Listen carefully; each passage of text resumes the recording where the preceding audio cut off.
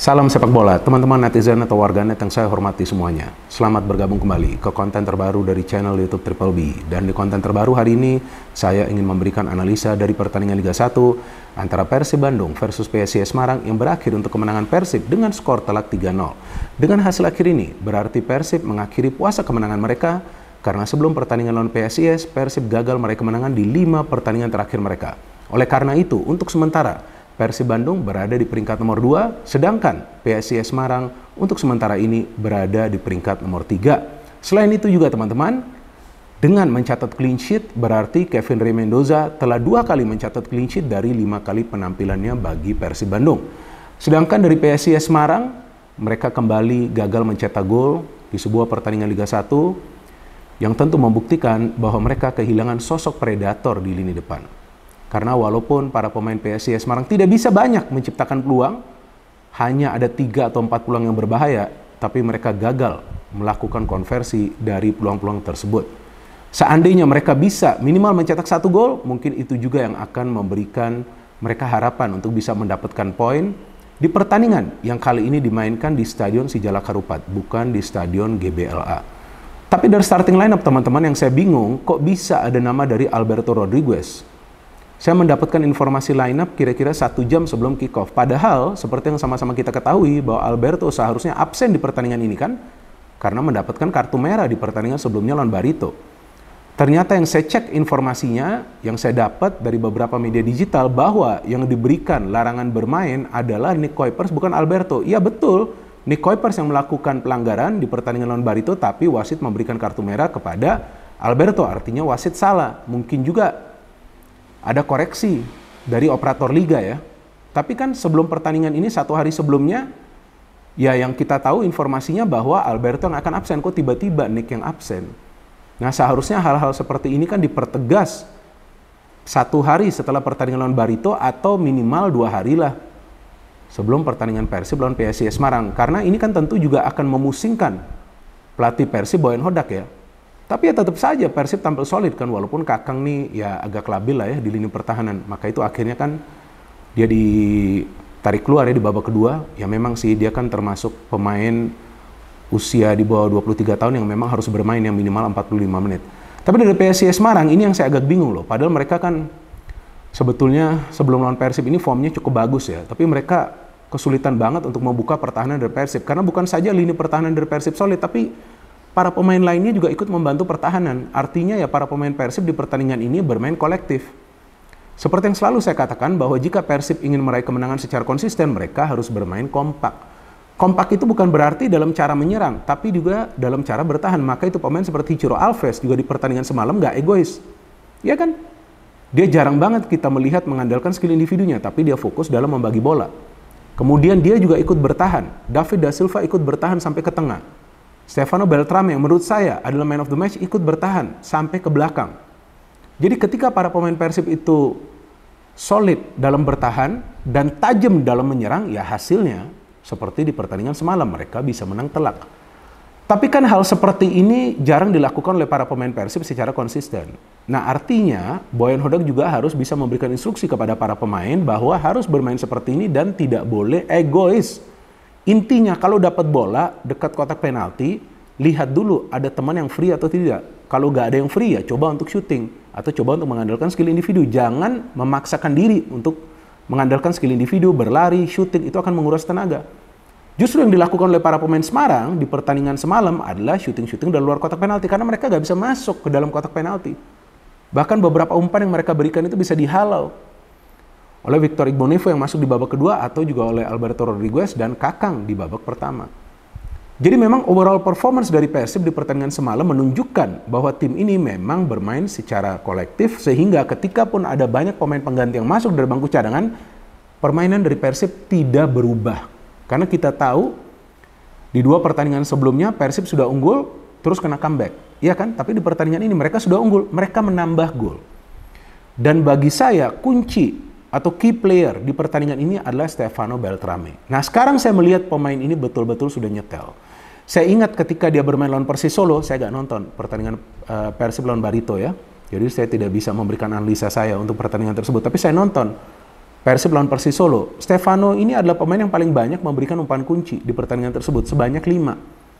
Ya, dan ini catatan yang paling tinggi bagi seorang pemain Persib sepanjang musim ini, bisa memberikan 5 umpan kunci yang sukses.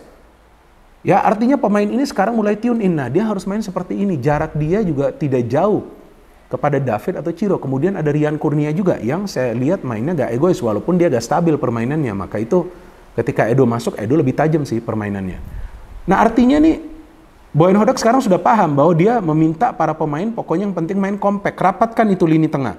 Maka itu pemain seperti Maklok dan juga Deddy Kusnandar itu lebih banyak bisa memenangkan bola ketika duel dengan para pemain Semarang. Itulah yang menghambat pergerakan individu dari Taisi atau juga Paulo Gali. Padahal sebelumnya Paulo Gali ini telah total mencetak 10 gol. Sulit banget kan?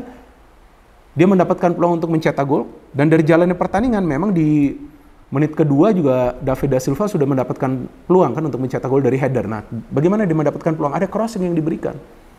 Ya kan, saya kan siaran pertandingan ini. Saya jelaskan yang penting bagi para pemain Persib ya kompak aja. Kompak di depan dan juga kompak di lini pertahanan. Plus di tengah ini harus ada penyeimbang. Nah, penyeimbang tersebut di pertandingan semalam yang saya lihat adalah Maklok. Nah, dia main bagus. Di pertandingan ini mainnya sangat bagus Maklok. Gak egois juga, kapan dia perlu memberikan umpan, dia memberikan umpan. Ada sekali dia syuting dari luar kotak penalti. Tapi gol pertama dari Stefano itu luar biasa. Karena sebelumnya Stefano lebih fokus dalam memberikan umpan. Tapi tiba-tiba dia muncul. Nah, artinya pemain ini punya naluri juga untuk mencari ruang. Dan ketika dia muncul yang dia lakukan adalah shooting. Sebetulnya sudah terblok oleh Wahyu, tapi kemudian kena Lukau dan bola akhirnya masuk ke gawang dari Adi Satrio. Nah, gol ini yang sangat penting teman-teman. Karena Persib sebetulnya terus menggempur, tapi sulit mencetak gol. Itu juga bisa menjadi bumerang bagi mereka yang akan memberikan peluang bagi PSIS Semarang untuk main counter. Tapi counter PSIS juga gak berhasil loh. Kevin Remendoza ini gak banyak melakukan save. Kalau yang saya hitung sekitar 4 save yang dia lakukan. Ya artinya para pemain Semarang juga gagal melakukan finishing kan. Nah, ini kan beda ya permainan dari Semarang dari pertandingan-pertandingan sebelumnya. Dari pertandingan-pertandingan sebelumnya memang mereka efektif. Nah, ini sekarang nih PR juga bagi pelatih mereka, Gilbert Agius. Ketika lawan tim yang solid di pertahanan, harus ada pemain lain dari second line yang muncul secara tiba-tiba. Tapi PSIS tidak punya pemain tersebut. Septian juga bermainnya di bawah form. Dan hampir semua peluang dari PSIS Semarang itu berasal dari luar kotak penalti pertahanan Persib. Tapi gol kedua dari Stefano, nah ini juga adalah gol yang ya seperti giveaway lah ya. Adi Satrio itu kok bisa lepas bola seperti itu. Saya bingung juga tuh ketika Hen-Hen memberikan passing ke tengah. Hen-Hen kalau nggak salah ya, saya lupa. Dia memberikan passing ke tengah gitu, tiba-tiba kelepas.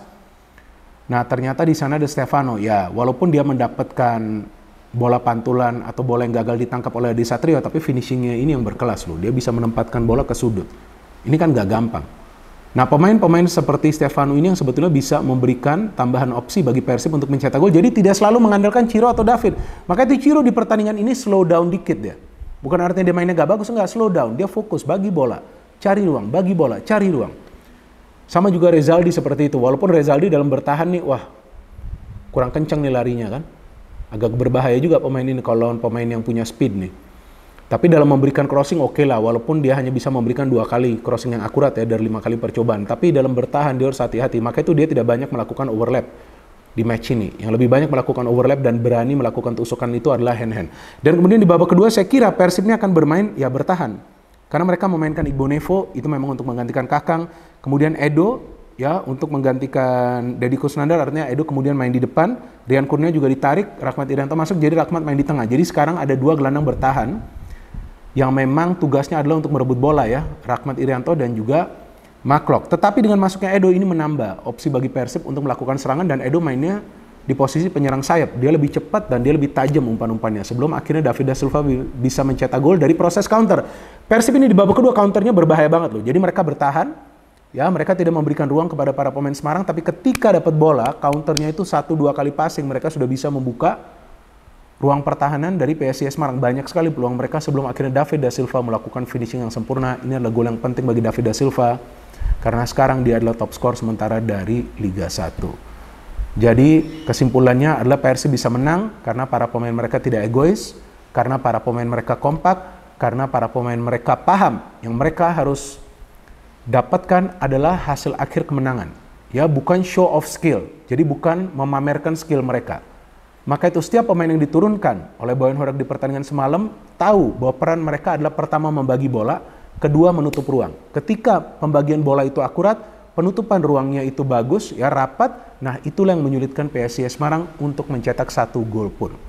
So this is a wonderful win for Persib Bandung, dan yang diharapkan tentunya para pemain akan semakin percaya diri.